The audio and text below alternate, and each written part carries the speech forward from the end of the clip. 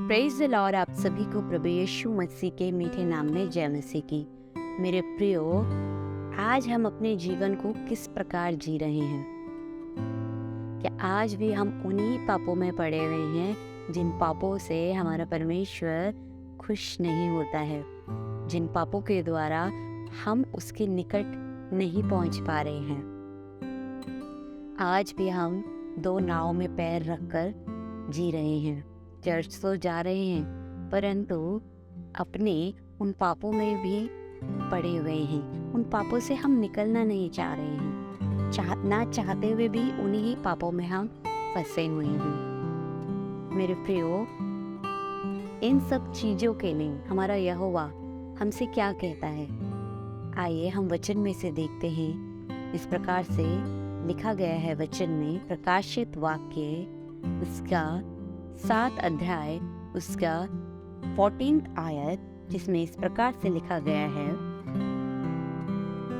उसने मुझसे कहा, ये वे हैं जो उस महाकलेश में से निकल कर आए हैं। इन्होंने अपने अपने वस्त्र मेमने के लहू में धोकर श्वेत किए हैं। आमीन। जी हाँ मेरे प्रियो, यहोवा हमसे यही कहता है कि हम अपने पापों का अंगीकार करके यीशु मसीह के लहू से अपने आप को धोकर शुद्ध हो जाएं, ताकि हम उसकी संतान बन सकें। वह हम सबको ये मौका दे रहा है, हम सबको उसकी संतान बनने का मौका दे रहा है कि हम अपने पापों का अंगीकार करके उसके निकट जा सके। आज हमारे पाप क्या हैं? कौन से पापों में हम आज तक पड़े हुए हैं? यिर्मयाह इसका 4 अध्याय उसकी 4 आयत, जिसमें इस प्रकार से लिखा गया है, हे यहूदा के लोगों और यरूशलेम के निवासियों, यहोवा के लिए अपना खतना करो। हाँ, अपने मन का खतना करो, नहीं तो तुम्हारे बुरे कामों के कारण मेरा क्रोध आग के समान भड़केगा और ऐसा होगा कि कोई उसे बुझा ना सकेगा। आमीन। जी हाँ मेरे प्रियो, आज हमें ज़रूरत है कि हम अपने अंदर से उन बुराइयों को निकाल सके जिनके कारण हम अपने परमेश्वर के नज़दीक नहीं जा पा रहे हैं। वह हमसे क्या कह रहा है वह हम नहीं सुन पा रहे हैं, क्योंकि हम अपने ही पापों में, अपनी ही लाइफ में इतना बिजी हो चुके हैं कि हम उसको नहीं सुन पा रहे हैं, और वो हमसे क्या चाहता है वह नहीं कर पा रहे हैं। मेरे प्रियो, हमारा खुदा हमसे खुद कह रहा है कि मेरे नज़दीक आओ। इसलिए मेरे प्रियो, उसके नज़दीक जाने की हमें बहुत ज़रूरत है। इसलिए आज हमें ज़रूरत है, जो बीज आज हमें अच्छी भूमि में बोने थे, वह हम कौन सी भूमि में बो रहे हैं? कटीली झाड़ियों में बो रहे हैं, जिसका कोई भी परिणाम हमें नहीं मिलने वाला है। वे बीज कौन से हैं? वे बीज मेरे प्रियो आज वे लोग हैं जो वचन को सुनते हैं, समझते हैं, निरंतर उसमें चलते जाते हैं और उसे अपने जीवन में लागू करते हैं। वही अच्छी भूमि में बोए गए बीज हैं। ऐसे लोग जीवन में कठिन परिस्थितियों में भी विश्वास में दृढ़ और मजबूत और गहरे होते जाते हैं। ऐसे लोग अपने लिए भी और अपने आसपास के लोगों के लिए, बहुत तेरे लोगों के लिए आशीष का कारण होते हैं। हमें ऐसे ही बीज अपनी अच्छी भूमि में बोने हैं, ताकि हम अपने लिए भी, अपने घर के लोगों के लिए भी, अपने बहुत तेरे लोगों के लिए आशीष का कारण बन सके। पर आज हम व्यक्तिगत रूप में किस जगह पर अपने बीज को बो रहे हैं? हम कटीली झाड़ियों पर अपने बीज को बो रहे हैं। हम चर्च तो जा रहे हैं, वचन भी पढ़ रहे हैं, और उस पर चल नहीं रहे हैं। चर्च जा रहे हैं, वहाँ पर हमने दुआ करी, आराधना करी, ईस्टर में भी हम चर्च जा रहे हैं, क्रिसमस में भी चर्च जा रहे हैं, पर घर में आके हम उन्हीं तमाम पापों में पड़े हुए हैं। ड्रिंक कर रहे हैं, स्मोक कर रहे हैं, हर प्रकार के झूठ अपने जीवन से बोल रहे हैं, हर प्रकार के वो दो नाव में पैर रखकर अपने जीवन में चल रहे हैं कि हाँ, हम मसीह को भी खुश करें और संसार को भी खुश करें। नहीं मेरे प्रियो, हम दोनों में से किसी सिर्फ एक को खुश कर सकते हैं। परमेश्वर ने खुद हमसे कहा है कि तुम या तो संसार में चल सकते हो या तुम मेरे पीछे चल सकते हो। तो आज हमें ये जानने की ज़रूरत है कि हमें बेनिफिट किसके पीछे चलने से होगा। संसार के पीछे चलने से हमें कोई भी बेनिफिट नहीं मिलेगा, पर हमें परमेश्वर के पीछे चलने से बहुत बेनिफिट मिलेंगे। इसलिए मेरे प्रियो, आज हम इस सारी तमाम तरह के पाप अपनी जिंदगी में जो हैं, जो दो नाव में पैर रखकर हम चल रहे हैं, संसार की चिंता आदि में ही उलझे पड़े हैं, परेशानी, कष्ट, बीमारियों में और अपने झूठ, लड़ाइयों, झगड़ों में ही पड़े हुए हैं। उन चिंताओं से हमें निकलना है। हम अपने खुदा पर विश्वास आदि उन सारी चिंताओं में उलझे पड़े हुए हैं। उनका खुदा पर विश्वास, ऐसे लोगों का मेरे प्रियो खुदा पर कोई विश्वास ही नहीं है। वे इन्हीं सब बातों के बीज दबकर नष्ट हो जाते हैं। कटीली झाड़ी में बीज बोए गए इसी प्रकार होते हैं। वे अपनी ही बातों में, अपनी ही चिंताओं में, अपने ही संसार के कामों में, अपने ही पापों में दबकर नष्ट हो जाएंगे। इसलिए मेरे प्रियो, अच्छी भूमि में बीज को बोना है हमें, क्योंकि मेरे प्रियो, दो नाव में पैर रख के और पाप अपने मनों में रख कर ऐसा अधूरा समर्पण से क्या हम परमेश्वर के राज्य के वारिस बन पाएंगे? हम ऐसे अधूरे समर्पण से परमेश्वर के राज्य के वारिस हम कभी भी नहीं बन पाएंगे। पूर्ण हृदय से, पूर्ण मन से अपने आप को उसके आगे समर्पण करना है हमें। हम उसके राज्य के वारिस तब होंगे जब हम अपने जीवन से अनेक प्रकार के पापों से, अपने दोहरे जीवन से अंगीकार करके पिता के सामने और उसके वचनों पर चलेंगे। तब हम उसके सिंहासन पर खड़े हो सकेंगे।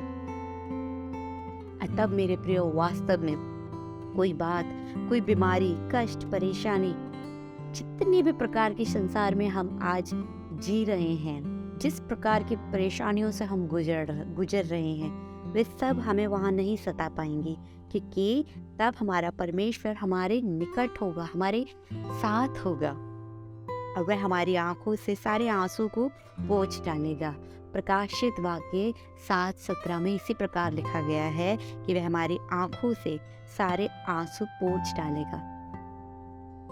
तो मेरे प्रियो, इसलिए आज वह हमें समय दे रहा है। खुदा हमें बहुत ज़्यादा समय दे रहा है। आज के समय पे हमें बहुत समय दे रहा है कि हम अपने पापों से, अपने दोहरे जीवन से मन फिरा सकें, क्योंकि मेरे प्रियो, वह दिन नज़दीक नहीं है जिस दिन वह आएगा और हम सबका न्याय करेगा। हम सब, मैं, आप और हम सब में जितने भी संसार में रह रहे, वो सबका न्याय करेगा। ये नहीं कि जो चर्च जा रहे हैं उनका न्याय नहीं करेगा, वह उनका न्याय सबसे पहले करेगा।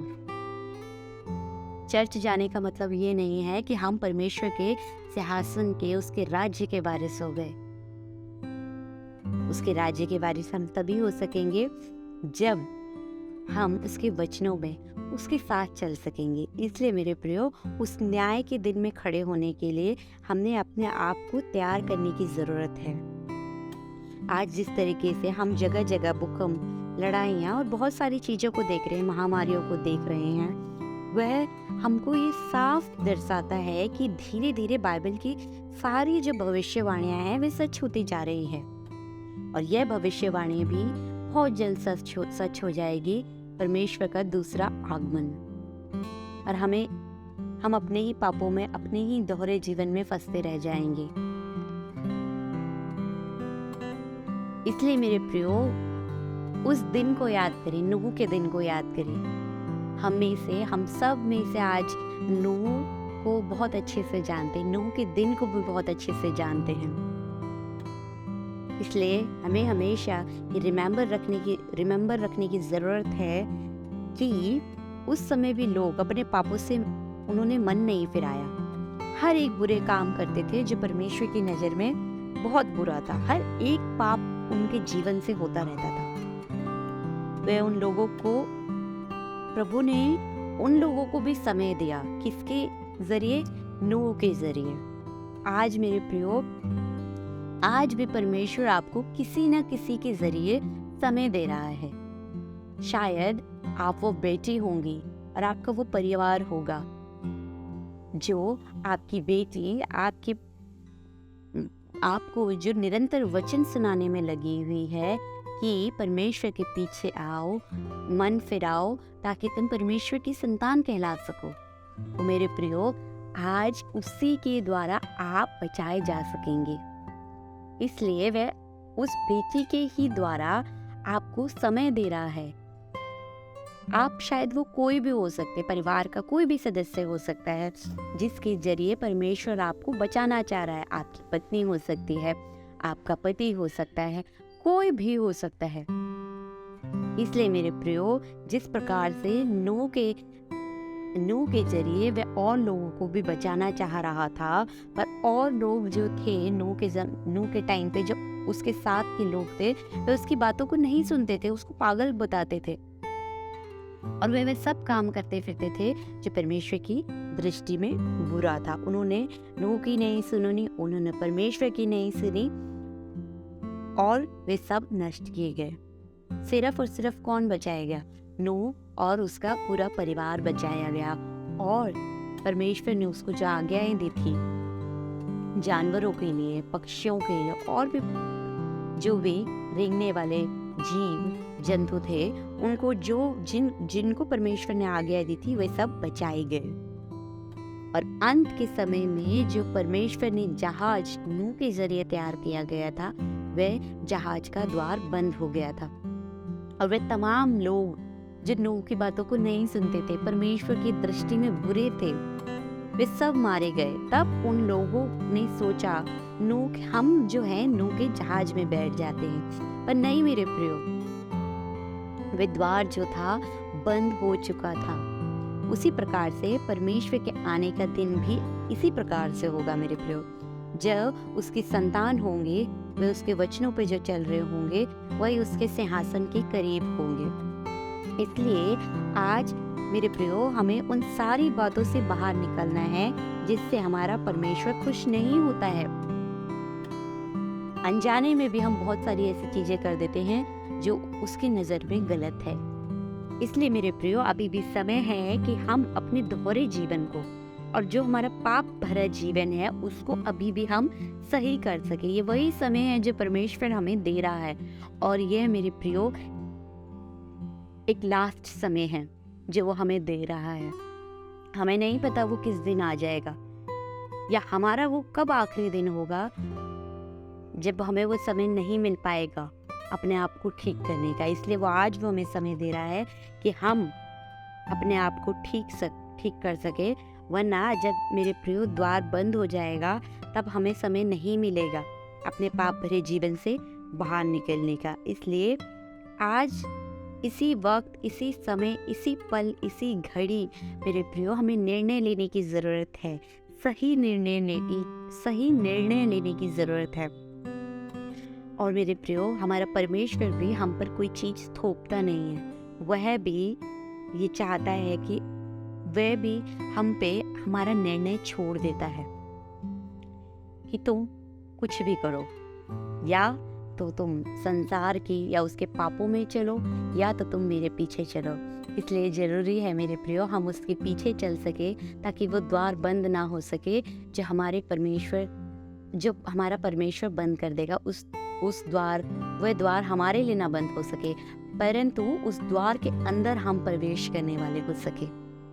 इसलिए मेरे प्रियो, आज इसी घड़ी अपने जीवन में हम जांच सके, परख सके, कोई दोहरा जीवन अगर हम जी रहे हैं, किसी पाप में अगर हम जी रहे हैं, उस जीवन से निकल सके। आज मेरे प्रियो, हम अपने जीवन को अपने आप से ज़्यादा हम अपने जीवन को हम ही सबसे ज़्यादा अच्छा जानते हैं बजाय दूसरे के। इसलिए मेरे प्रियो, किसी को शो करने की ज़रूरत नहीं है या किसी को बताने की ज़रूरत नहीं है मैं ऐसा पापी हूँ या मैं इस पाप में फंसा हुआ, किसी को बताने की ज़रूरत नहीं है। परंतु अपने परमेश्वर के निकट जाएं और उसके सामने अपने पापों का अंगीकार करें। और मेरे प्रियो, वास्तव में वह आपके पापों को अपने लहू से धोकर शुद्ध कर देगा। और वह पाप जो आपने कुछ भी करे हैं, जो हमने करे हैं मेरे प्रियो, वह कभी भी उस चीज़ को, उस पाप को याद नहीं करेगा।